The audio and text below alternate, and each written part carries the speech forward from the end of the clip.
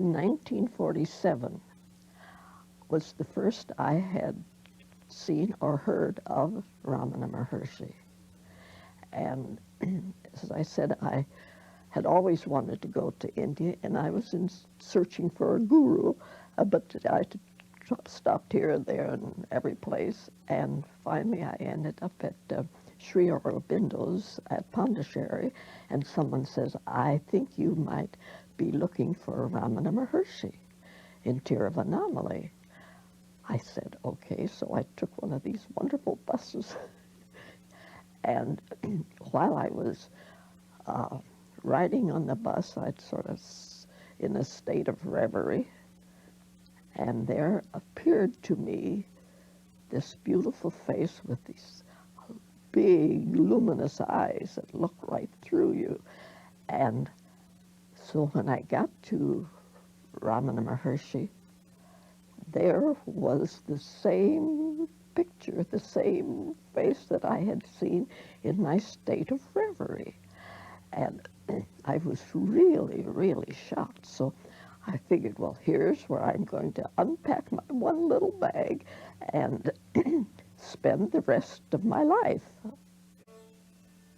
When I sat in the Maharshi's presence, I felt that I was in a great white light. And then it seemed that within me, all these so-called problems I thought I had, they just vanish.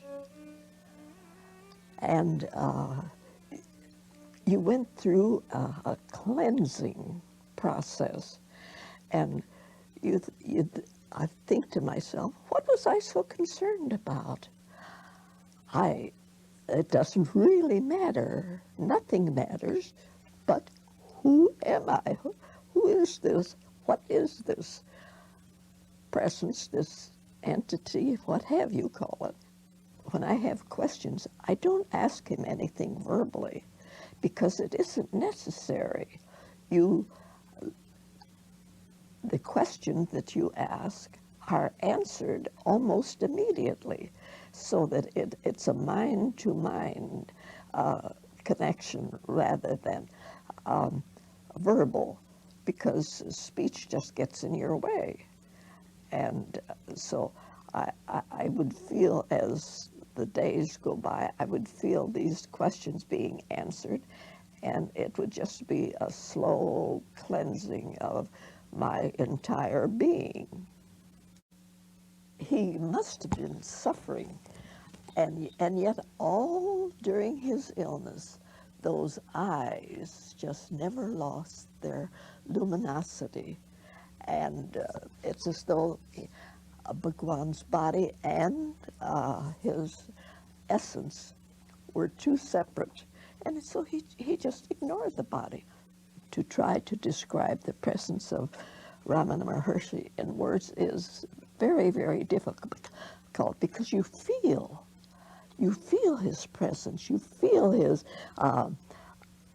luminosity, you feel his greatness, you feel that the whole world is there. He is trying to impart the entire world to you, and the reality of who you really are.